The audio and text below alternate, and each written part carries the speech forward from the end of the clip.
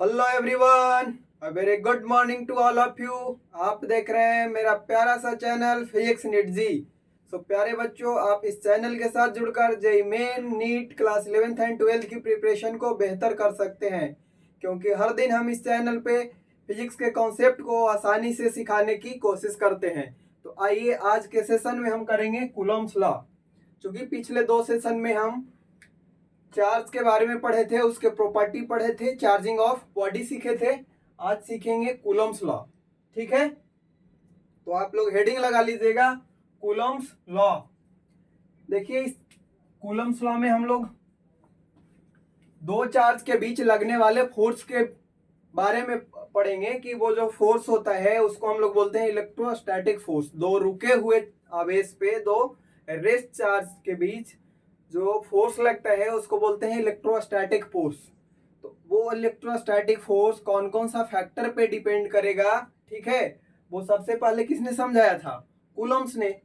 Charge के property को बताते समय हमने ये बताया था कि लाइक चार्ज एक दूसरे को रिपेल करता है। ठीक, लाइक चार्ज एक दूसरे को क्या करता है? रिपेल करता है, अपने से दूर रखना चाहता है, उसके साथ दुश्मनी निभाता है। ठीक है, लाइक कहने का मतलब प्लस प्लस माइनस माइनस। ठीक, तो प्लस प्लस एक दूसरे को क्या करेगा? धक्का देगा, एक दूसरे से दूर करेगा। तो कितने फोर्स से एक दूसरे को दूर करना चाहेगा, कितना फोर्स लगा करके धक्का देगा। ठीक है, उस फोर्स के बारे में आज सीखेंगे।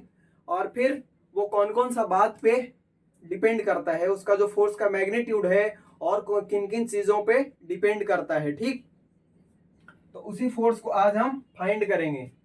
तो सबसे पहले उसके बारे में कूलम्स ने दो स्टेटमेंट के थ्रू समझाया था कि ये फोर्स का मैग्नीट्यूड किन किन चीजों पे डिपेंड करता है। ठीक, यहाँ पे हम दो चार्ज कंसीडर कर ले रहे हैं, एक है Q1 और दूसरा है Q2। ठीक, इसके बीच का डिस्टेंस क्या है? R है। तो Q1 Q2 को जिस फोर्स से धक्का देगा उसको हम बोल रहे हैं F या F बोल रहे हैं।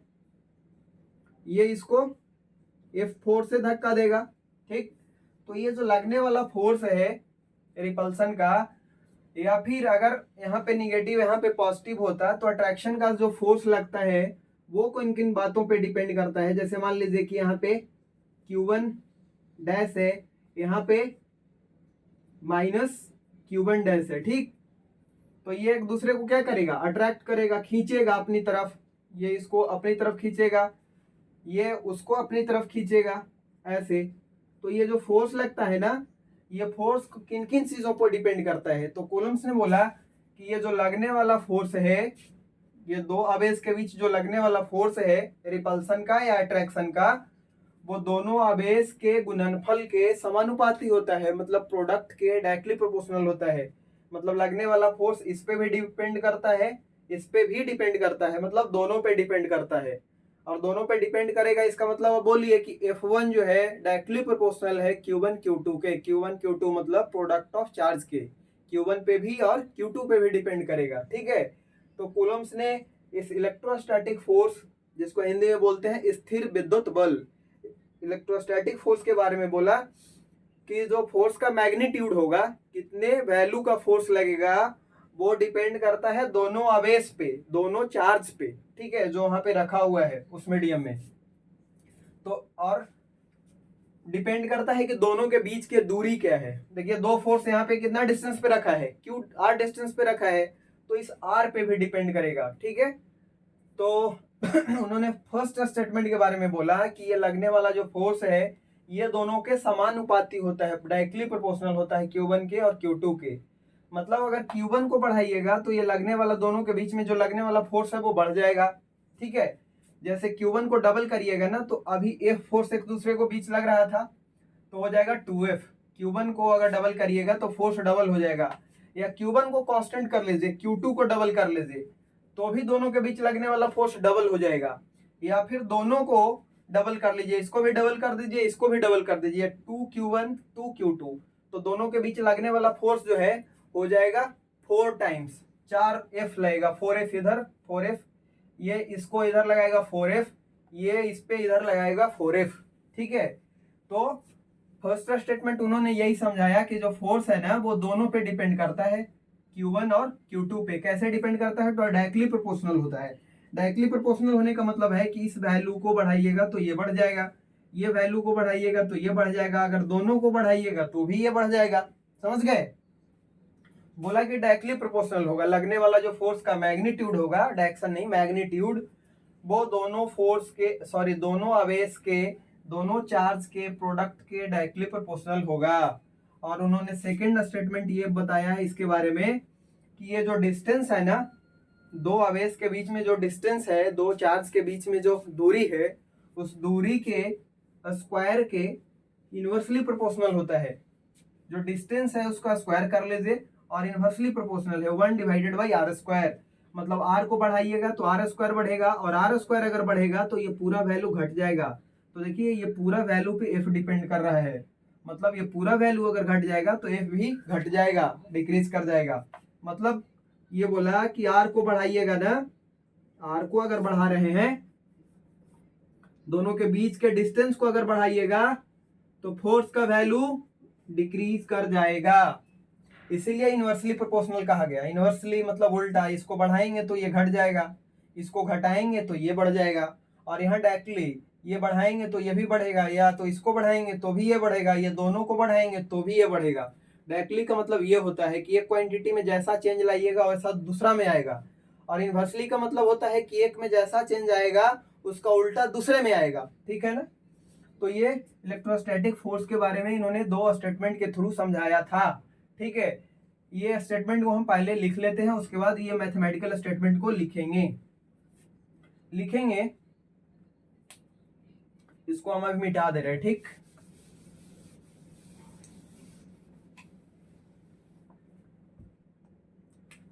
इन्होंने क्या बोला कि द फोर्स ऑफ अट्रैक्शन और रिपल्सन, या फिर लिखिए the magnitude of attraction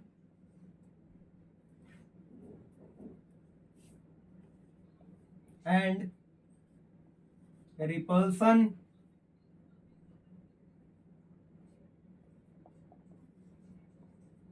between two charges is सबसे पहले लिखेंगे कि directly proportional to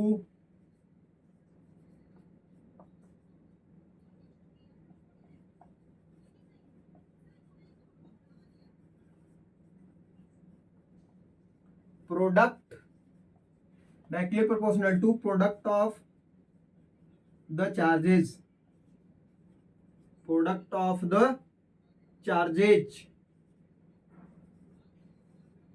and second inversely proportional to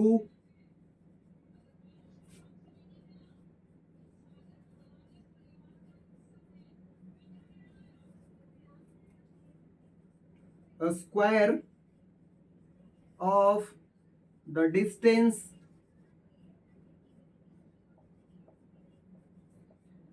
देखिए ये BW का मतलब हुआ, B/W का मतलब बिटवीन देम। क्या बोला कि inversely proportional to a square of the distance between them. समझिए कि मैग्नीट्यूड ऑफ अट्रैक्शन और रिपल्सन,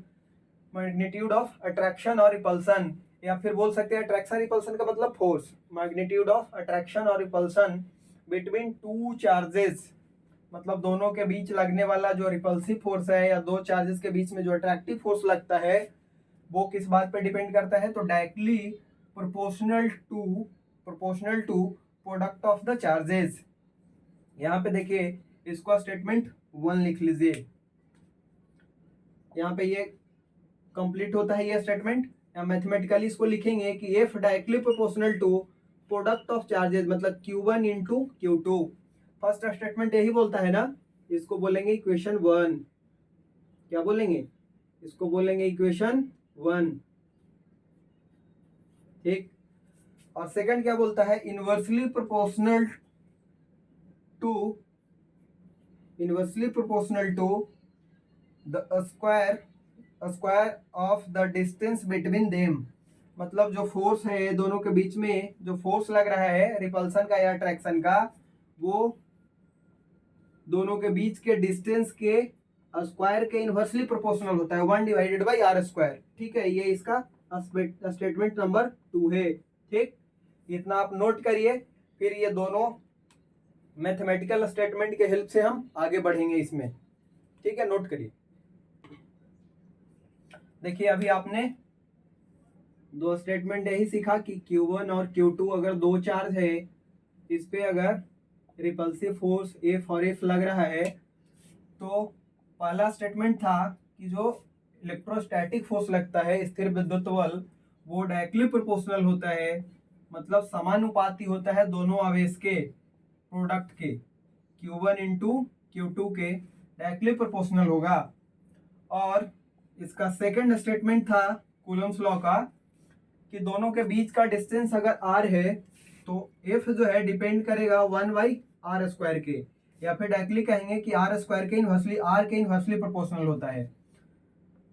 ठीक है, ये दोनों मैथमेटिकल स्टेटमेंट को आप अगर एक साथ लिखना चाहें तो क्या बन जाएगा, ये हो जाएगा F इज इक्वल्स टू ऊपर में Q1 डॉट Q2 और नीचे में r²। अभी इसको प्रोपोर्शनल ही रहने दीजिए, ऐसा होगा ना। ऊपर में देखिए ना, फोर्स ये दोनों के डायरेक्टली प्रोपोर्शनल है, प्रोडक्ट ऑफ चार्ज के डायरेक्टली प्रोपोर्शनल है, r² के इनवर्सली प्रोपोर्शनल है। ये दोनों को हम असेंबल करके लिख दिए, 1 इंटू Q1 Q2 करेंगे तो ऊपर में Q1 Q2 हो जाएगा और नीचे r² हो जाएगा। अब देखिए ऐसे तो हम इसको सॉल्व नहीं कर सकते, तो यहाँ से प्रोपोर्शनलिटी का साइन हटाना पड़ेगा। तो हम लिखते हैं F इज इक्वल्स टू,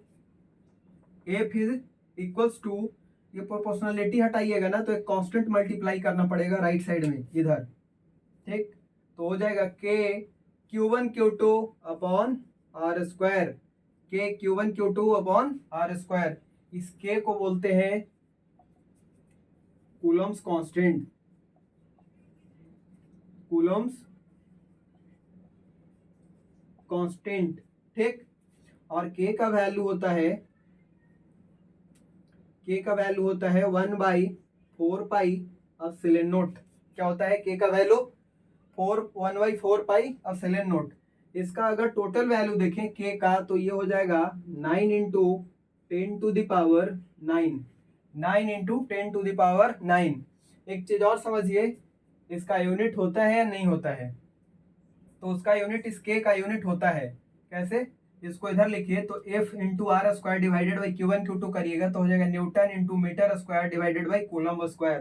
तो ये हो जाएगा newton into metre square divided by coulomb का स्क्वायर। यहाँ पे जो म्यू नोट है इसको पढ़ते हैं एप्सिलॉन नोट। क्या पढ़ते हैं?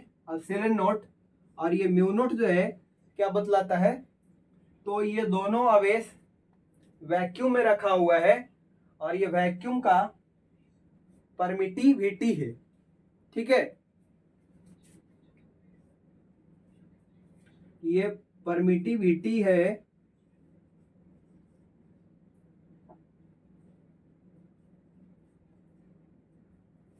Permittivity of vacuum. वैक्यूम मतलब कि जहां पे ये एक्सपेरिमेंट किया जा रहा है दो आवेश को लेकर के, यहाँ पे कोई मीडियम मौजूद नहीं है, इवन की हवा भी नहीं है यहाँ पे। ठीक, तो एप्सिलॉन नोट पढ़ेंगे जो कि परमिटिविटी ऑफ वैक्यूम को रिप्रेजेंट करता है। एप्सिलॉन नोट का वैल्यू होता है, यहाँ पे लिख लीजिएगा 4π, और एप्सिलॉन नोट का वैल्यू जब पुट करके सॉल्व करेंगे तो ये रिजल्ट देगा 9 इंटू 10⁹9 न्यूटन मीटर स्क्वायर पर कूलम। लिख लीजिएगा एप्सिलॉन नोट का वैल्यू होता है 8.85 इंटू 10⁻⁻12। ठीक है, आप देखिए कि यूनिट क्या होगा इसका। एप्सिलॉन नोट का यूनिट क्या होगा? तो एप्सिलॉन नोट के यहाँ कर लीजिए, के को यहाँ कर लीजिए। ठीक है, तो आपको समझ में आएगा कि के का जो यूनिट होगा उसका उल्टा होता है एप्सिलॉन नोट का। तो इसका यूनिट हो जाएगा, एप्सिलॉन नोट का वैल्यू 8.85 इंटू 10⁻⁻12 और इसका यूनिट जो होता है के का, उसका उल्टा यूनिट हो जाएगा एप्सिलॉन नोट का, देखिए ना, ये दोनों में इनवर्स रिलेशन है, बाकी सब तो नंबर है, इसका कोई यूनिट नहीं होता है। तो इसका यूनिट हो जाएगा इतना इंटू, इसका यूनिट लिखिएगा तो लिखिए आप कूलम का square divided by newton into metre square. Coulomb का square divided by newton into metre square, किसका? एप्सिलॉन नोट का। ठीक है, इतना नोट करिए। तो अभी आपने क्या सीखा? किस एफ का वैल्यू होता है के Q1 Q2 upon are square, या फिर Q1 Q2 डिवाइडेड बाई के का वैल्यू क्या होगा? 4 pi epsilon naught into R square, जहां पे एप्सिलॉन नोट के बारे में बताए थे कि ये बतलाता है परमिटिविटी ऑफ मीडियम के बारे में या वैक्यूम के बारे में। Permittivity of vacuum. ठीक ठीक है। यूनिट का बात करें तो के का जो यूनिट होगा उसका उल्टा इसका यूनिट हो जाएगा। ठीक है, और के का यूनिट क्या बतलाए थे? Newton into metre square by 4 coulomb square. ठीक है, रिजॉल्व कर दीजिए के को बाकी टर्म के रूप में, तो आपको के का यूनिट मिल जाएगा, और के और एप्सिलॉन नोट रेसिप्रोकल होता है, के इज इक्वल टू होता है 1/4 पाई एप्सिलॉन नोट। तो इसको अगर यहाँ करिएगा तो ये आपका एप्सिलॉन नोट यहाँ आ जाएगा, और ये हो जाएगा 1/4 पाई इंटू के। ठीक है, के का जो भी यूनिट होगा उसका उल्टा ले लीजिए, उल्टा कर लीजिए, तो एप्सिलॉन नोट का आपका परमिटिविटी का क्या मिल जाएगा? ऐसा यूनिट मिल जाएगा। ठीक है, अब हम चाहते हैं कि ये पूरे आवेश को Q1 Q2 को r डिस्टेंस पे ही दूसरे मीडियम में रखा जाए। किसमें? कोई दूसरा मीडियम में। तो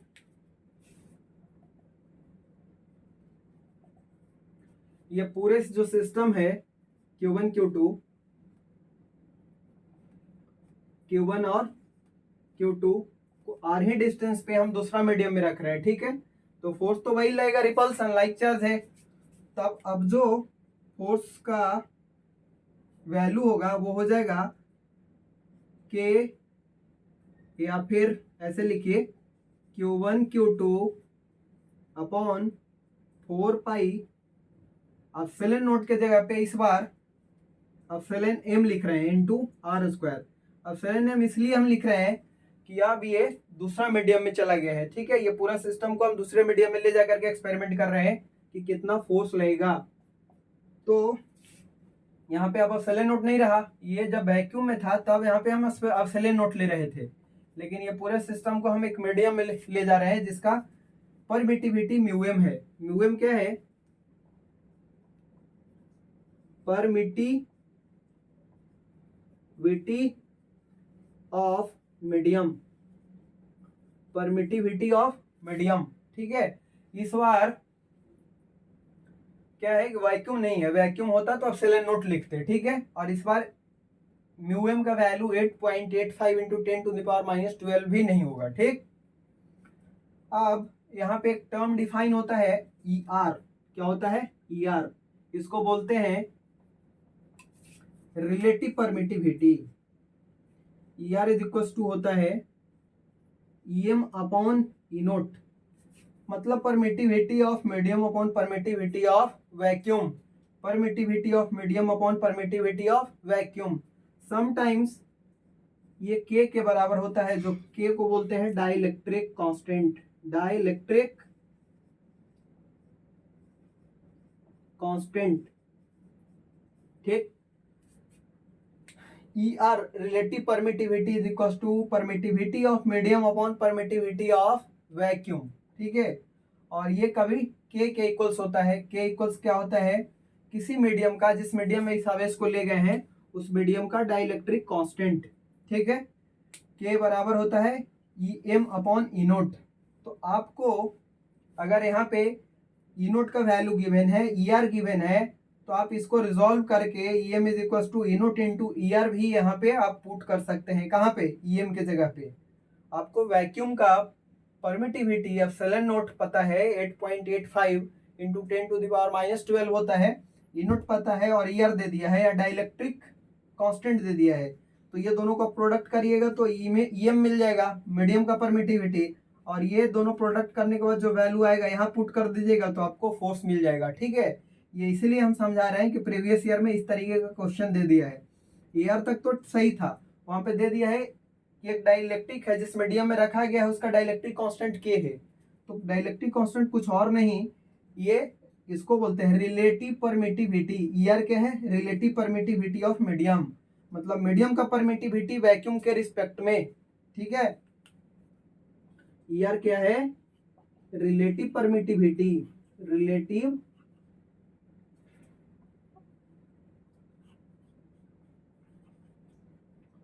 परमिटिविटी किसके किसके रिस्पेक्ट में? तो मीडियम का वैक्यूम के रिस्पेक्ट में। ठीक है, तो जब दूसरे मीडियम में हो दोनों चार्ज, तब फोर्स का वैल्यू जब हम लिखेंगे तो K1 Q2 4 pi epsilon not नहीं लेना है, उस मीडियम का परमिटिविटी पुट करना है। ठीक है, इनटू आर स्क्वायर। ठीक, तो ये याद रखना है बेसिक डिफरेंस। चूंकि जो फोर्स है दोनों आवेश पे तो डिपेंड करता ही है, दोनों आवेश पे डिपेंड करता ही है और डिपेंड करता है किस पे? मीडियम पे भी। ठीक है, तो इसको नोट करिए फिर मिटाएंगे। आइए अब इसके फैक्ट्स के बारे में जानते हैं कि ये फोर्स जो है का और क्या क्या स्पेशल फीचर होता है। ठीक, उसके पहले अभी तक हमने क्या सीखा कि ये दो आवेश, मतलब अगर हम वैक्यूम में लिख रहे हैं तो फोर्स का फॉर्मूला लिखेंगे Q1 Q2 upon 4 pi epsilon naught into R square, जब दो आवेश आर डिस्टेंस पे हो तब। और ये कब का फॉर्मूला है? वैक्यूम का। ठीक, अगर हम मीडियम में लिखेंगे किसी मीडियम में तो यहाँ पे लिखेंगे Q1 Q2 upon 4 pi epsilon not के जगह पे एप्सिलॉन नॉट m लिखेंगे। ठीक है, मतलब permittivity of medium into R square. ये फॉर्मूला कब यूज करेंगे? जब हमारा ये पूरा सिस्टम दोनों चार्ज आर डिस्टेंस पे हो और मीडियम में रखा हो। कोई भी मीडियम, वैक्यूम छोड़ करके कोई भी मीडियम में अगर रखा हो तब। ठीक, और हमने ये सीखा कि रिलेटिव परमिटिविटी या K इज इक्वल टू होता है डाइलेक्ट्रिक का कांस्टेंट का वैल्यू, ये मीडियम का डाइलेक्ट्रिक कांस्टेंट होता है। ठीक है, इसका कोई यूनिट नहीं होता है, रिलेटिव होता है ना, यूनिट ऊपर नीचे मिलकर के कट जाता है। मीडियम का परमिटिविटी का होता है पर रिलेटिव का नहीं होता है या डाइलेक्ट्रिक कांस्टेंट का नहीं होता है। यहाँ पे हो जाएगा मीडियम का परमिटिविटी अपॉन वैक्यूम का परमिटिविटी। तो ये रिलेशन याद रखिएगा। कभी कभी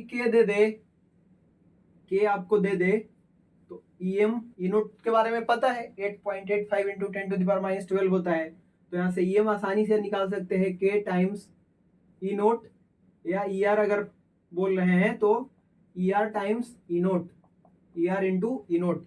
अब ईएम का वैल्यू यहाँ पे पुट कर लीजिएगा। ठीक, तो आपको एफ का वैल्यू मिल जाएगा। तो मीडियम के लिए ये लगाना है, वैक्यूम के लिए ये लगाना है। अब देखेंगे इस फोर्स के स्पेशल फीचर्स के बारे में। ठीक है, तो हम इसको मिटा रहे हैं।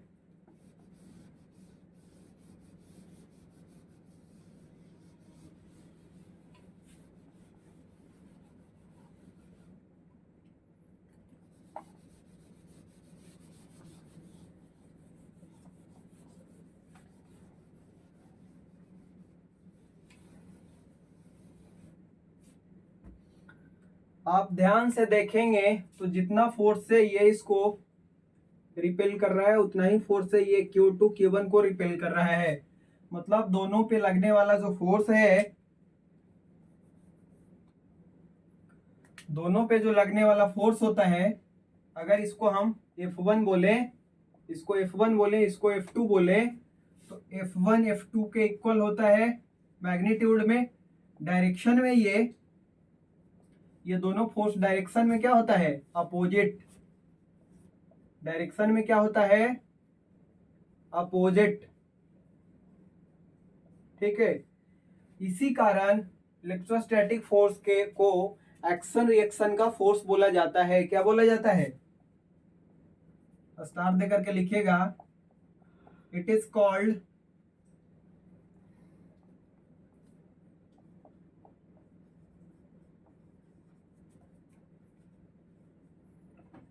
एक्शन रिएक्शन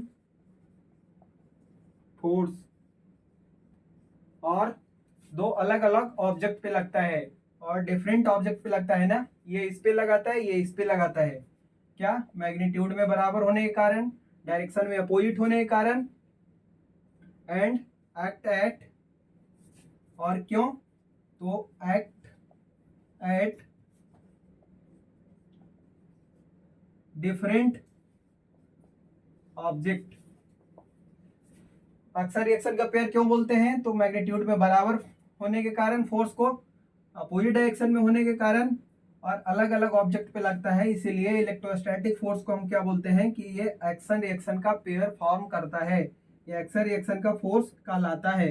ठीक है, एक चीज और कि ये फोर्स का जब वर्क निकालिएगा किसी चार्ज पार्टिकल पे, ये इलेक्ट्रोस्टैटिक फोर्स लगेगा ना, तो इलेक्ट्रोस्टैटिक फोर्स का जो वर्क होता है वो पाथ पे डिपेंड नहीं करता है। जैसे मान लीजिए ये चार्ज यहाँ से चल करके यहाँ पहुंच गया और इसको ले जाने वाला कौन है, इलेक्ट्रोस्टैटिक फोर्स है।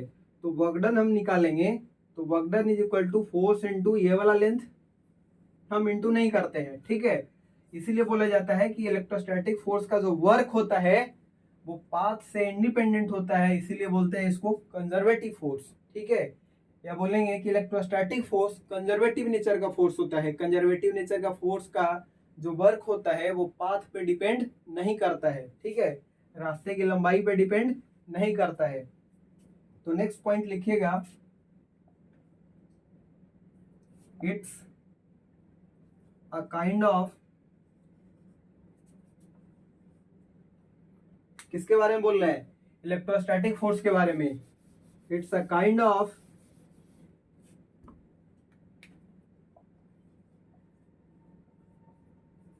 Conservative nature. ठीक, किस नेचर का होता है, कंजर्वेटिव नेचर का होता है। ठीक, और क्या पढ़े कि ये फोर्स जो है इलेक्ट्रोस्टैटिक फोर्स बिटवीन दो चार्ज मीडियम पे डिपेंड करता है। अभी देखें कि वैक्यूम में इसका फोर्स का फॉर्मूला चेंज कर गया, मीडियम में अलग है। वैक्यूम में हम एप्सिलॉन नोट लेते हैं, मीडियम में एप्सिलॉन एम लेते हैं। तो लिखेंगे कि it depends upon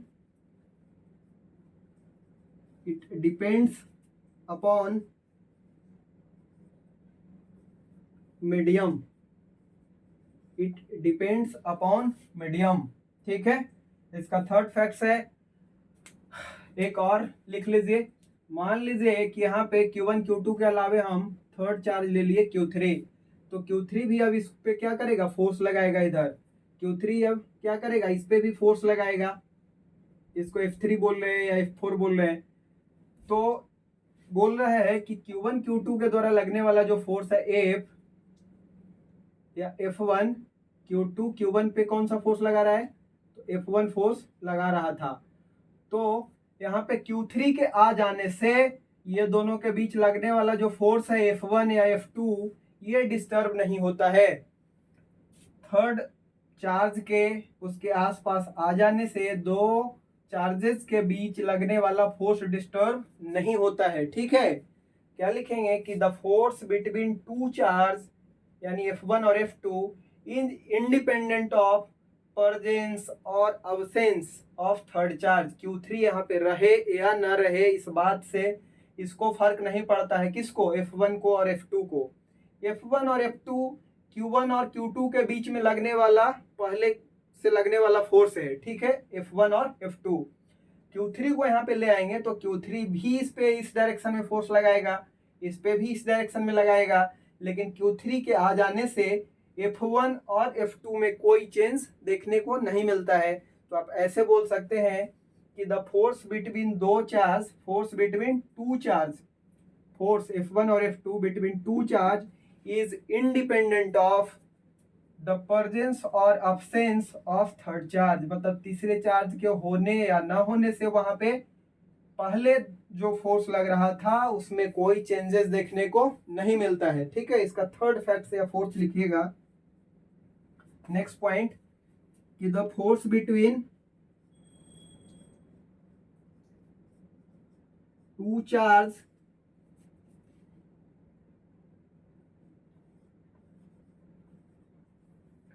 force between two charges is independent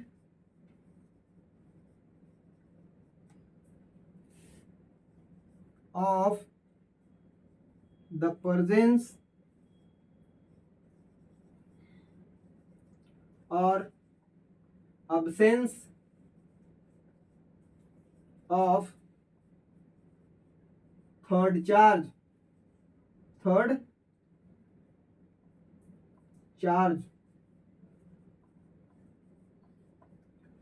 मतलब दो आवेश के बीच लगने वाले बल, पहले से जो इलेक्ट्रोस्टैटिक फोर्स लग रहा था उसमें कोई चेंजेस नहीं आता है अगर हम ये दोनों चार्ज के आसपास में, हम अगर तीसरा चार्ज को लेकर के आते हैं तो तीसरा चार्ज दो चार्ज के आसपास में रहे या ना रहे, उससे ये दोनों के बीच में लगने वाला जो फोर्स है F1 और F2 इसमें कोई चेंज देखने को नहीं मिलता है।